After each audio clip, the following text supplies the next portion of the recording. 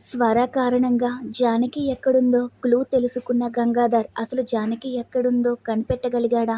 పూర్తి వివరాలు ఈ వీడియోలో చూద్దాం. పలికే బంగారమైన సీరియల్ జూలై 8వ ఎపిసోడ్లో ఏం జరిగిందంటే, సందీప్ బయటికి వెళ్లడంతో జానకిని కిడ్నాప్ చేసిన చోటికే వెళ్తున్నాడేమో అనుకుని వెనకాలే ఆటోలో స్వర ఫాలో అవుతూ ఉంటుంది. సందీప్ కారులో వెళ్తూ జానకిని కిడ్నాప్ చేసి ఎలాగైనా సరే ఆ శివని అరెస్ట్ చేయిందామనుకున్నాను. నా ప్లాన్ మొత్తం బెడిసి కొట్టిందని, గంగాధర్ వల్ల అంతా నాశనమైపోయిందని తిట్టుకుంటూ ఉంటాడు. ఎలాగైనా సరే ఆ శివ హాసినిల పెళ్లి నేను జరగనివ్వను అని అనుకుంటూ ఉంటాడు. అప్పుడే వెనకాల ఆటో ఫాలో అవడం గమనిస్తాడు. ఇక కారు ఆపేసి ఆటో దగ్గరికి వెళ్తే స్వర వెనక్కి తిప్పమంటుంది. ఆటో ఏమో స్టార్ట్ అవ్వదు. ఇక దగ్గరకు వస్తాడు. నువ్వు నన్ను ఫాలో అవుతున్నావా? కన్నతల్లి కొడుకుని నమ్మకపోతే లోకంలో ఎవరు నమ్ముతారు అంటాడు. నువ్వు నన్ను ఫాలో చేయడం చాలా బాధగా ఉంది అంటాడు. నిన్ను ఇంటికి తీసుకెళ్తాను పద అంటాడు. నేను వెళ్ళిపోతాను అంటుంది. నువ్వు వెళ్ళాల్సిన ఇల్లు అది కాదని సందీప్ అంటాడు. నువ్వు బాబీ దగ్గరే ఉండాలి అంటాడు. ఇక స్వరని బలవంతంగా శివ ఉండే ఇంటికి తీసుకెళ్తాడు. ఇక అప్పుడే గంగాధర్ సత్యమ్మతో మంచి భోజనం పెట్టారని మాట్లాడుతూ ఉంటాడు. మీరే మా జానకిని ఎలాగైనా కాపాడాలని సత్యమ్మ చెప్తూ ఉంటే అప్పుడే స్వరని తీసుకుని ఇంటికి వస్తాడు సందీప్. మీకేమీ భయం లేదు, నేనున్నానని ధైర్యం చెప్తున్నారా గంగాధర్ గారు అని సందీప్ అంటాడు. అవును, సస్పెండెడ్ డీసీపీ సార్ అంటాడు గంగాధర్. కొందరు నా మీద తప్పుడు ఆరోపణలు చేసి దొంగ కేసు పెట్టడం వల్లే నన్ను అరెస్ట్ చేశారు. మా అమ్మ కూడా నన్ను అనుమానం పడుతుంది. నేను తప్పు చేశాననుకుని ఫాలో అవుతుంది. అందుకే బాబీ దగ్గరే ఉండాలని చెప్పి ఇక్కడికే తీసుకొచ్చేశాను అని అంటాడు. ఆ మాట మేడం కదా చెప్పాలి అని సత్యమ్మ అంటుంది. ఎవరు చెప్పితే ఏంటి అంటాడు.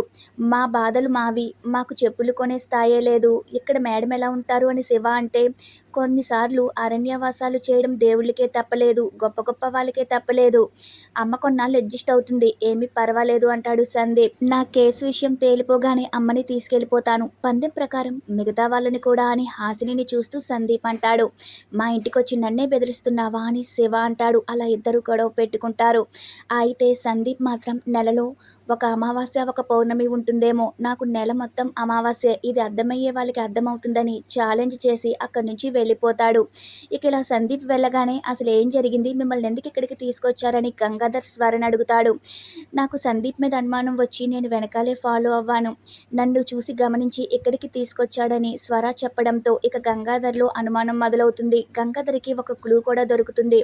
ఇక శివతో గంగాధర్ అంటాడు, మేడం సందీప్కి తెలియకుండా ఫాలో అయ్యానంటున్నారు అంటే స్వర మేడం సందీప్ చూడకపోతే జానకి ఉన్న ప్లేస్కే వెళ్ళేవాడు, అంటే ఇదే రూట్లో వస్తున్నాడంటే మన ఇంటికి దగ్గరలోనే ఎక్కడో జానకిని దాచిపెట్టాడని గంగాధర్ అంటాడు. సందీప్ చాలా తెలివిగా ఆలోచించి మనకి తెలిసిన చోటే దాచాడు అంటాడు గంగాధర్. జానకి గురించి క్లూ దొరికింది కాబట్టి ఈసారి మీరు తనని వెతికే ప్రయత్నంలో ఉండండి వాళ్ళిద్దరికీ చెప్తాడు. ఇక మరోవైపు సందీప్ సహదేవ్ ఇద్దరూ కూడా డ్రింక్ చేస్తూ ఉంటారు.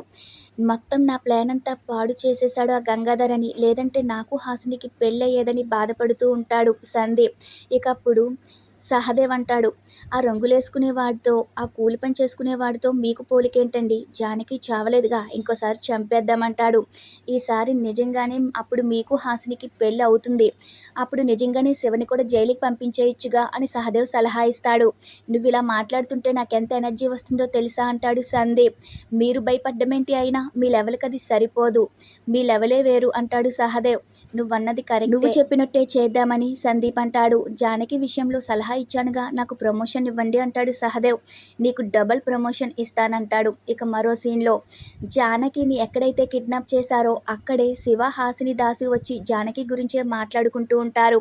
నేను ఇక్కడే లోపల ఉన్నాను, డాక్టర్ అమ్మ నువ్వు హాస్పిటల్ ఎందుకు తెరవడం లేదు, అసలు ఎవరో ఒకరికి కడుపు నొప్పి వచ్చి పంపించు, హాస్పిటల్ తెరుస్తారని జానకి అనుకుంటూ ఉంటుంది. అప్పుడే ఒకతను కడుపు నొప్పి అని వస్తాడు. అసలే మా జానకి కనిపించట్లేదని మా బాధలో మేముంటే నీ కడుపు నొప్పి గోలేంటని శివ తిడతాడు.